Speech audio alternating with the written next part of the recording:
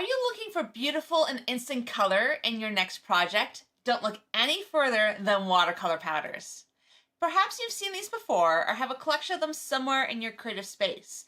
Today is the day to pull them out and use them as I teach you everything you need to know to get started with watercolor powders. So if you don't own watercolor powders, which one should you choose? There's so many different brands of watercolor pigment powders out there. There's Brush Out Crystal Colors, Lindy's Gang Magicals, Pink and Main Water Gems, Nouveau Shimmer Powders, Color Burst Powders, and Kent Oliver Color Sparks Powders, to name just a few of them. But these all have one thing in common. They are all watercolor powders that react to water. Some of these are ink-based colors and other ones are pigment-based colors. The difference is mostly what they use for binders, their pigment load, if they have mica, and if they mix one or multiple colors together. I don't own all the ones that I mentioned above, but after researching them, I found that they have very similar properties and will work the same way in your creative projects. My preferred brand of watercolor powder is the Brush Out Crystal Colors. These are highly pigmented professional art mediums, so you don't need to use much to get a great result.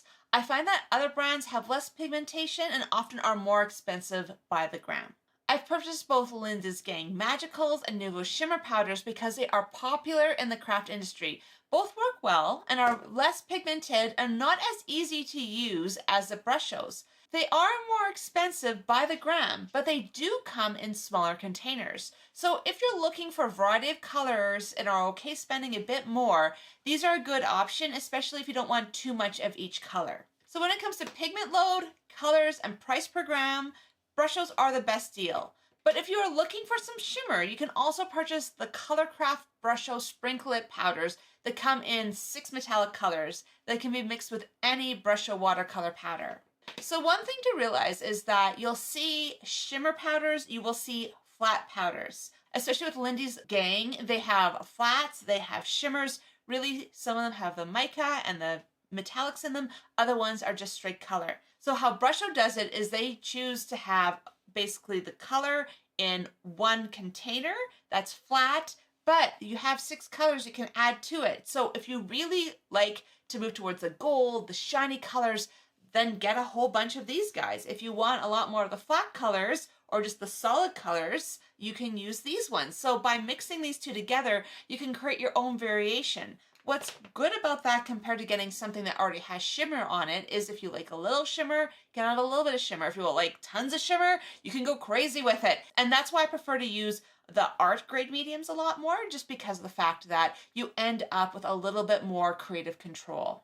That being said, if you already own any of the other watercolor powders or pigments, please use them. We want to use what we already have. But today I'll be sharing with you 3 types of watercolor powders in my collection: the Nouveau Shimmer Powders, Lindy's Magicals, and Brush Out Crystal Colors. So before I start showing you the techniques, let's first talk about the colors. So I have a lot of the Brush Out Crystal Colors. So what I did is I added a little bit to the page and just spritz them out. So you can see that some of them have multiple colors in them.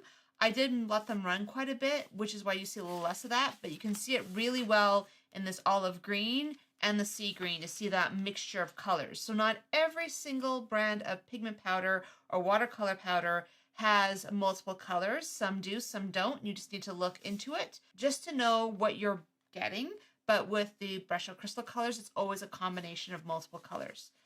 These are some more Brush-Outs, and here are the Nouveaux as well too. I haven't had a chance to do the Lindy's yet because that's a newer product for me, but just to show you what I would suggest to do. This way you know what is in the color mix. So if you're using green and you know how I have green and red in this gray, then you can match accordingly. And that way you'll end up with a lot less brown and a lot less mud because you'll know what's in your mixes. So what I like to do before I get too far into my projects is just tape down with a little bit of masking tape. The reason for this is sometimes with the amount of water we're using, whether or not you're using watercolor paper or regular paper, you may end up with a little bit of buckling. So this way it stays a little bit flatter, it's going to work a little bit better, and you're going to have a little bit more control over your color. That being said, if you don't want to have the nice frame, which is great for when you want to do cards or you want to have this as just a piece of its own, but if you want to use it for other things, you may not want to tape it down. So it really comes down to personal preference. your use, what you're planning on using this for. So for the sake of demonstration purposes, I am demoing on Canson watercolor paper and Hammermill 100-pound cardstock, just to show you the differences between the blending on regular paper versus the blending on watercolor paper. It's an easy way to start off with these. I'm going to start with brush strokes just because I find them the best. I'm also going to show you a few samples using some of these other mediums just to show you what the differences in colors are, just so you know what to expect. So the one thing I do when I am using the brush strokes is I don't open these caps. I would end up with a mess everywhere. What I've done is I've taken a push pin, I've added it in there, it makes a nice little hole, and then you can shake it out onto your surface. And you can see quite a bit of it comes. Like, I know it's a little hard to see on camera, but I just wanted to, you know, put a little bit of it out. And I want this to be quite colorful, so I've gone with the sea green. So maybe I'll come in with a little bit, let's see, maybe of the cobalt blue. We're going to do this very green blue, which is, you know, where I go all the time. But you know what? Why not? Why not? So I'm just adding some onto the surface. And I tend to add the powders first just because I tend to over wet these often. So this is a way of being able to control my water. I'm just using a large spray bottle today. I tend to use much smaller ones, but I couldn't find them, so I'm working with what I have. But if you're trying to do that first spray, just so that if you go really close, you're going to end up having your powders just kind of move around just due to the force of the water. So I tend to spray from high up. And you can see you're starting to get like beautiful little touches of color, right? So that's with just a little bit of water. And you can see that on the regular paper, it's sinking straight in. You're not getting this blend that's sitting on top. Because what happens, you have that blend sitting on top, this is where you could go in, and if I get close, look at how much I blended that color. So then you get the softer color. If you do the same thing here, because a bunch of it absorbs straight into the paper, you're going to get a bunch of little dots, but a little bit of soft color on top. So it depends. Do you want something really soft? Do you want something really textured? It comes down to what you want to do with it. But this is also where then you can come in and go, well, what other colors do I want to add? And because I have a little bit of blue down here, and you can see that blue had a little bit of the purple mix, that cobalt blue, I can add some red next to it. I wouldn't add it next to the green, because again, green and red is going to make mud.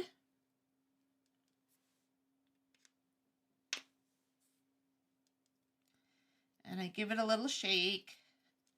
For some reason, my rose red is being a little bit cranky today.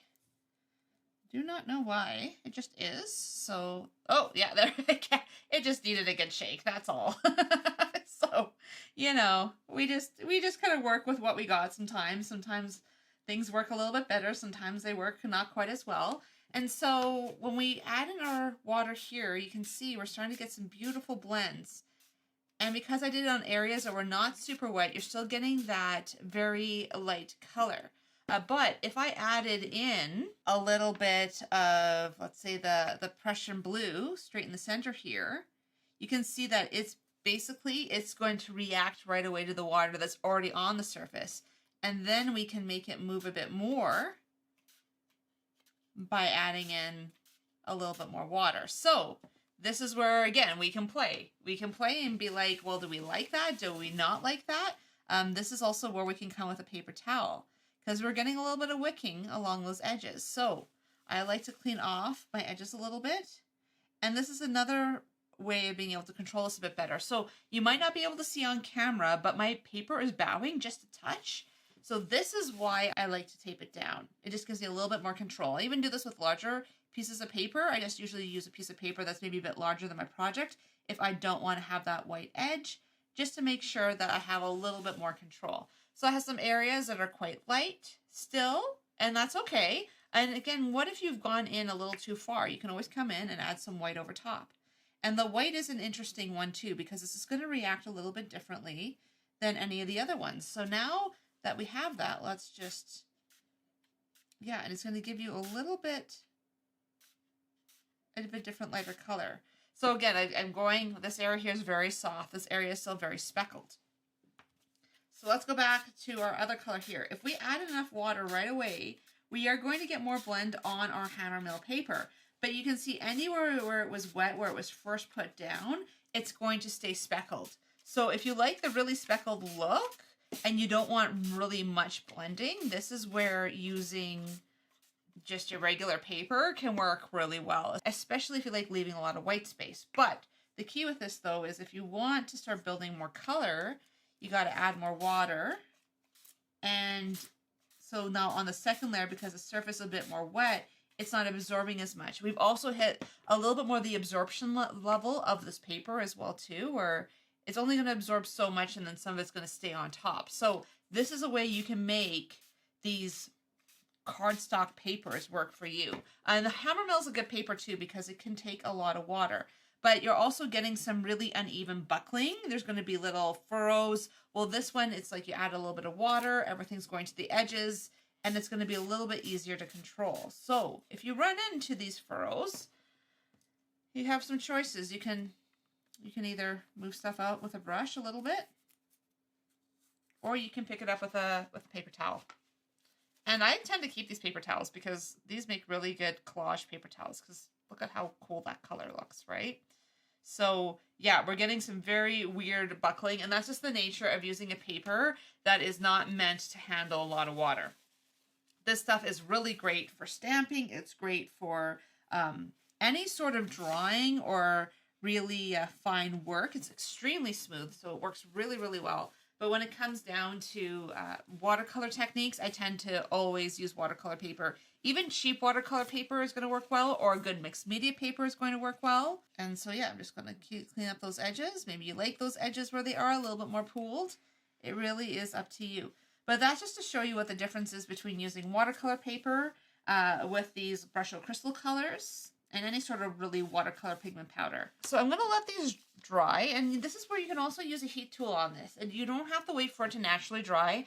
This stuff can take heat really, really well. So I'm going to heat these, pull them off, show them to you, and then we're going to go into the difference between those and the Nouveaux and the Lindy's. So make sure to stay to the end of this video to see examples on how I've used these watercolor powders in some of my art journal projects. And if you've enjoyed what you've seen so far, please like, subscribe, and hit that notification button so you don't miss out on any future videos. That just helps my channel grow, and just thank you so much for the support. Okay, these are not fully dry yet. And you can see here, I actually should have wicked a bit more of the color around that edge, because now what I've run into is, because this is a watercolor pigment, it is wicking back into it and leaving a pooled line there. So this is where, when I was drawing it, I should have been taking care of that pool as I went on. But that's just a really little thing that I can fix for my next one. So you can see the back of the watercolor paper, it hasn't gone through with a little bit of heat setting. Like, this isn't fully dry. I just kind of wanted to be able to move on. I removed the tape. It works really well. You still get that nice clean line. On the one that was on the cardstock, you can see it's bled through a lot. You're going to have a lot of bleed through along those edges, even with the tape. You can see here, like, you had major bleed through on that edge. So that's another thing to be aware of when you're working with just regular cardstock over watercolor paper. I'd say, just for the best techniques for this, just use watercolor paper. Canson watercolor paper is not super expensive. It's actually quite reasonably priced, so I would suggest using it, or a really good mixed media paper. It's just going to give you a little bit better results. Okay, so let's move on, and I want to show this compared to the Lindy's and the Nouveaux. So let's move on with the Nouveaux and the Lindy's, and I want to show you a couple more tips. One thing I'm going to do this time is not tape them down, just so you can see the difference between taping down versus not taping down, what result you're going to get. So the Nouveaux have something like this, and you kind of shake it out. So it works more similarly to the Brushos. I just find there's a little less control. With the Magicals, you basically open it up and you have a whole bunch of loose powder. And the reason I've left half the seal on is just to try to prevent it from going everywhere. I don't really love this design, but it is a very fine powder. The crystal colors, the reason it works so well this way is because with the pin on top, is because it is more of a crystallized watercolor, where this is a very, very fine powder. So I wonder if that's part of the reason they didn't do more of a shaker type on it. but it does mean you go through the medium quite a bit faster. So at this point, I've talked about starting with adding in your crystals first and then adding your water. You can start with your water. It's kind of a cool look. Ooh, see, this is the thing. Those brush shows, I cleaned my surface and there was still some brush shows somewhere. So we have a little bit of blue here. So you can see that's already starting to buckle. But you can shake your powders out. And so if you like the idea of being able to see exactly where you put it before you get started, that is one way you can do it. It does come out quite fast. So sometimes it's a little hard to control, and some of it was caught in the lid itself. So I'm just going to shake out the lid a little bit. And these ones do have a little bit of color mix. They do more of a straight color plus a little bit of shimmer over the brush shows, which actually have those three, sometimes 2, 3, 4 distinct colors. Okay, and then let's bring in the gray here. And I think the other one, just to show you, I'm doing this just to show you, but I think with the other one, I'm going to want to add some tape just so that we don't end up with a bit of a mess. So let me just move this out of the way, and I'm going to try to get this back underneath control. So you can hold it like so, and then start spraying. So again, it has a similar quality where you can have those tiny little specks versus having like a lot of color. And then you can go back and forth. I tend to like a little bit more blended background with a little bit of texture. And so sometimes what I'll do is I will blend a little bit first, and then I will add in some other color on top to create some of those more mottled spots. So it really depends on how much white you like, how much color you like. And actually those brush shows, as much as they weren't meant to be on there, look really good on the surface. Yeah, and for some reason this one is being quite messy.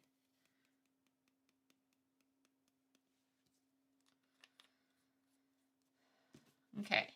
Yeah, so this is what happens. Look at that beautiful little circle, half circle.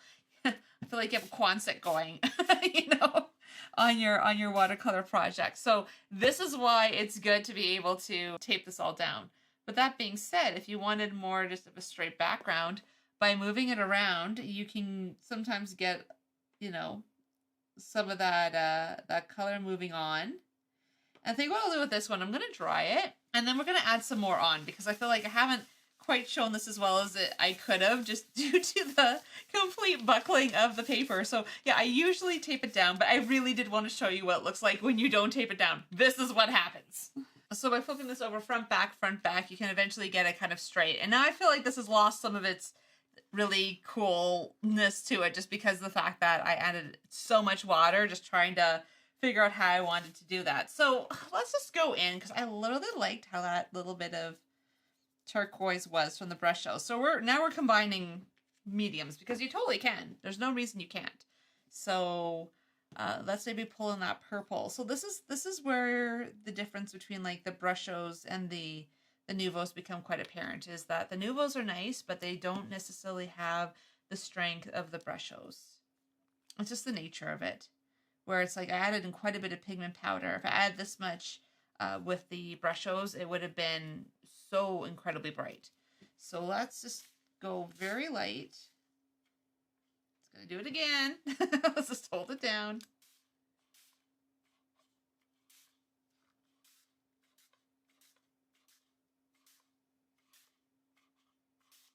Okay, now you can see most of the blue.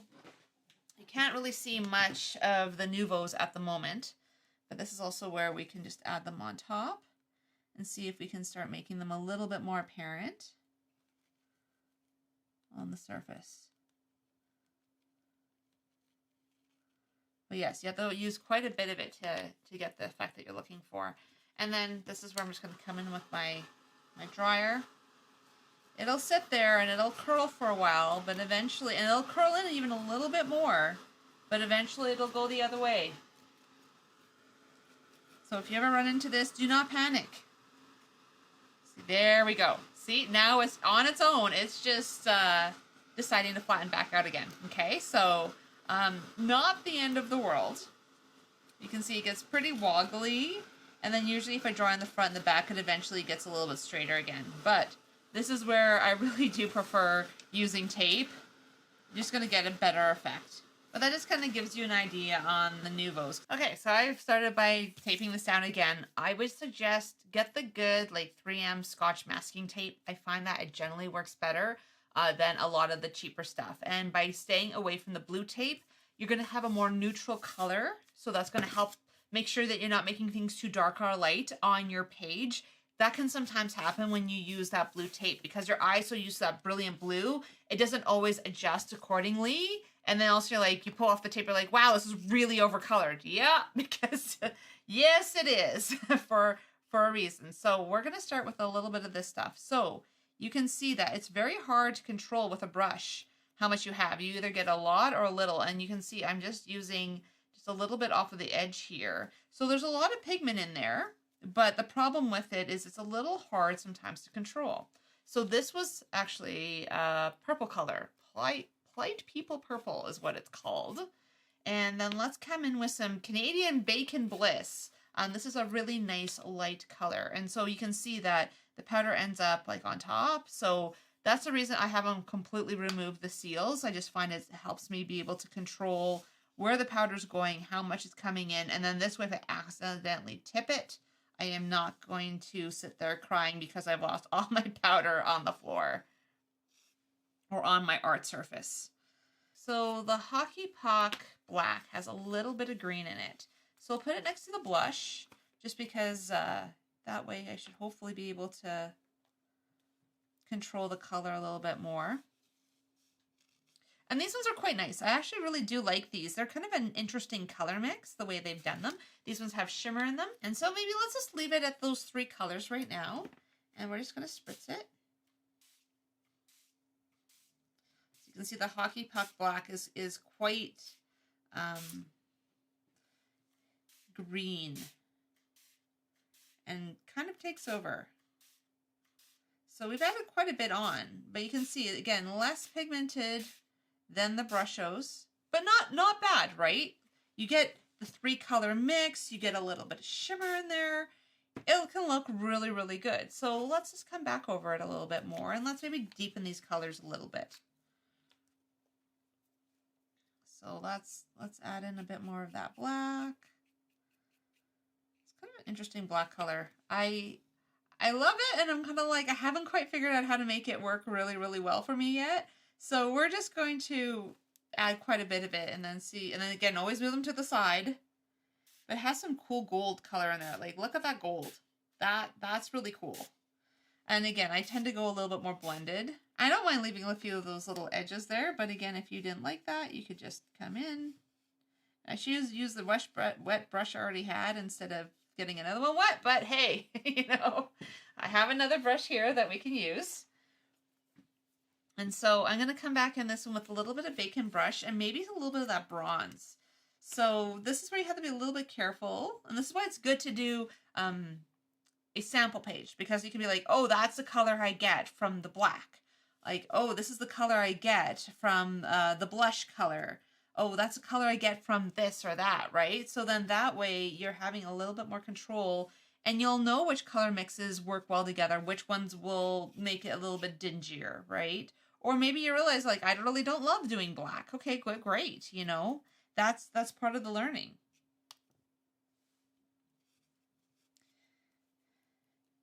And yeah, and so that blush does have a little bit of color in it, but I'm noticing it, like the gold itself, and I'm spraying from quite a ways away, just trying not to, I'm trying to wet it a little bit further without having it go to complete blending.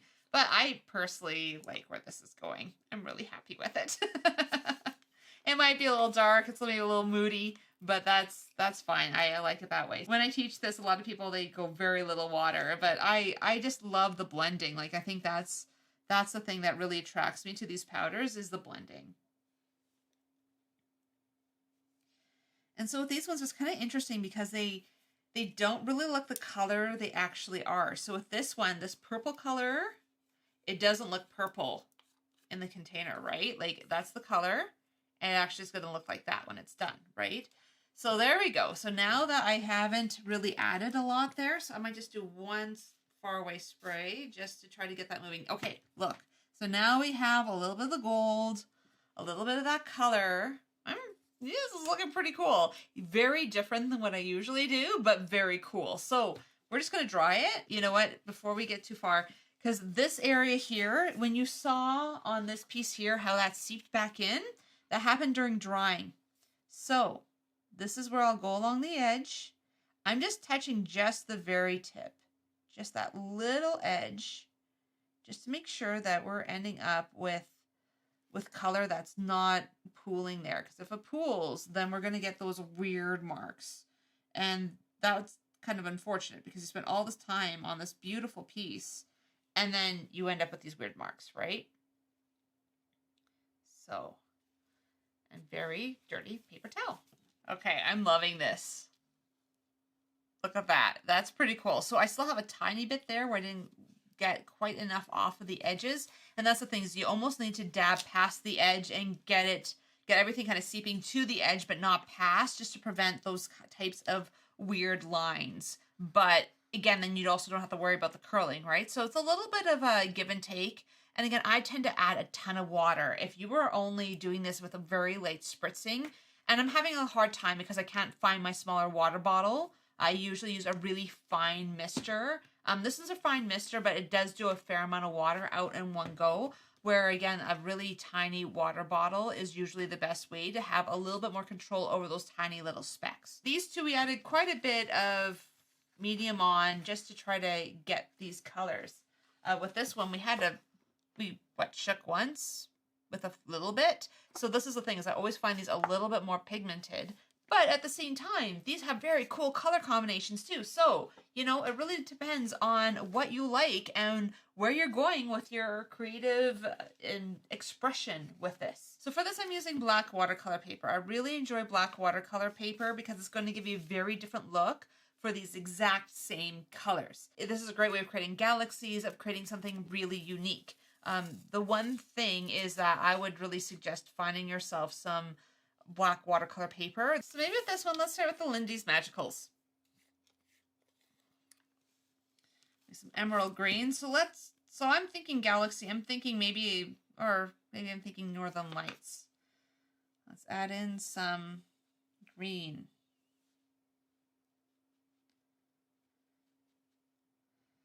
The Northern Lights kind of jump, right? So let's do kind of a jumpy mix of colors.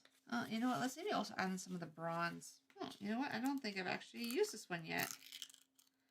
So because there's so much on there, I tend to just shake it off of the backing piece here. So you can see you're getting a lot of really fine stuff floating. I have it kind of actually floating up towards my camera a little bit. I think I started with green, so let's go with purple. I think I got that right. That's a hard thing when they aren't the color you think they're going to be, because on the hard, then you do stuff like that. Oh no! Okay, so I'm going to have to stop my camera for a sec and try to pick a bunch of this stuff up and put it back in the container. This is part of the reason I like the Brushos too. I can be a little, yeah, and sometimes I'm less than careful. I get into the creating and then, you know, you end up with stuff everywhere. So I'm using my brush and I'm just trying to put everything back into the container. So yeah, this is the reason I prefer the Brushos, where I never take the caps off. These caps were too thick for me to be able to do the same thing, which was too bad. I could probably put some saran on it and make a little shaker of my own, but that's going to be a little bit complex too. So let's go for it.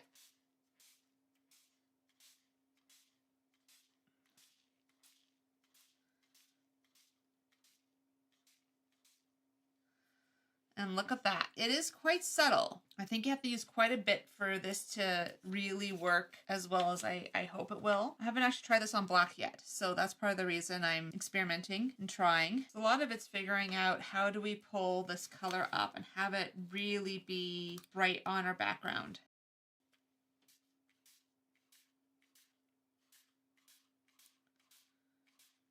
So the purple's kind of disappeared.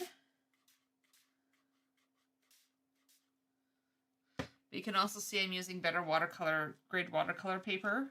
The Legion stuff is a higher grade. You're getting less buckling, but it is more expensive. So it kind of comes down to what you're trying to accomplish and how much money you want to spend. So that worked okay. I might come in actually with a little bit, the Nouveaux actually. We'll give some Nouveaux a try in here because that purple disappeared. I wonder if we went with this purple, it would show up a bit more. Seems like it already is. There we go. And I think if we brought in the silver as well too. But we are getting some neat stuff going on with that green, right? So you can see that as you try to add the Nouveaux, they aren't very easy to control. But we're going to use that just to try to lighten that up a little bit.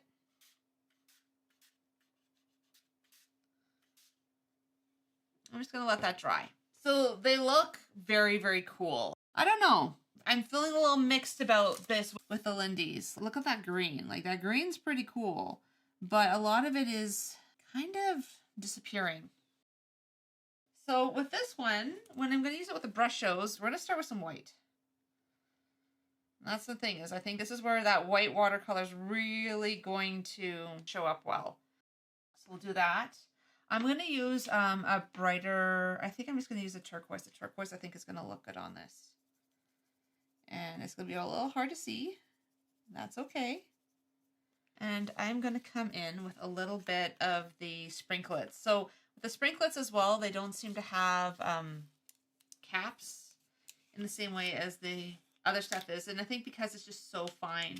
So it's trying to figure out how do you control this fine pigment powder. But again, this is why I really like that the brushes come in large containers, right? And now that we've added in some of this color, and you can see now everything's looking quite white, right? Which is not a bad thing. I've added silver, so I've added some sprinklets, and that's the thing, is it works similar to these other mediums where you're just kind of adding the sprinklet on top and it's all good. Let's maybe throw in a little bit of lime green. Let's see what happens. Let's see what happens. Okay, let's hit it with some water.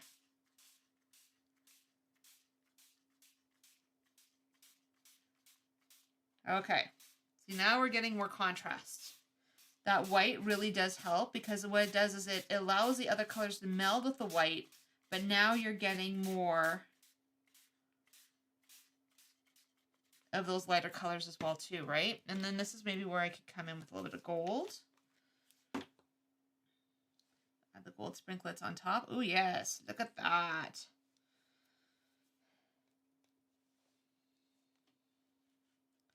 So a lot of it when you're working on black is figuring out how are you going to keep your color light even though you're working on a dark background, right? And so you either need to have a lighter colors of pigment powder, you need to be able to mix it with white or something else. And so let's add in some white.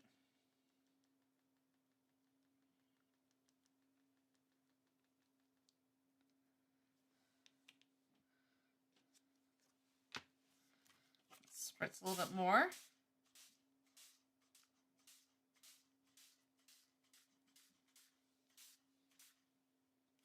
Yeah, I always like the more blended look. That's the thing, is I keep going, oh, I love how everyone does like all the individual things and then I end up blending more, right? So, you know, this is just how it goes.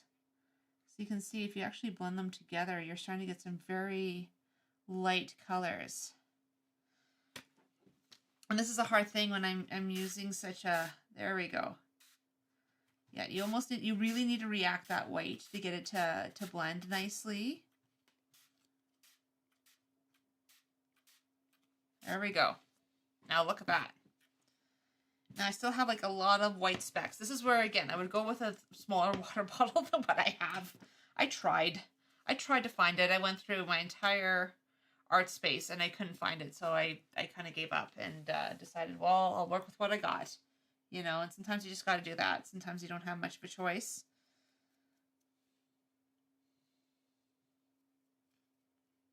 But yeah, the sprinklets are really nice.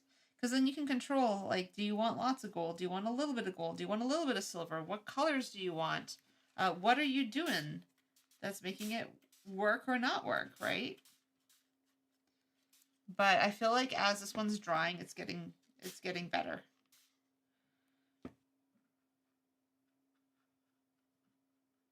There's no reason you can't go in and touch stuff as well too. You can also grab your color here and just move it around. So if you're finding like, oh, I don't really love how that white's kind of pooling that way, well then, you know, go in there and touch it. Touch it and play with it. And yeah, so I haven't used the white a lot, so I haven't quite mastered black paper yet. But I'll be honest, I didn't actually have black watercolor paper until like a month or so ago. So this is a bit new for me.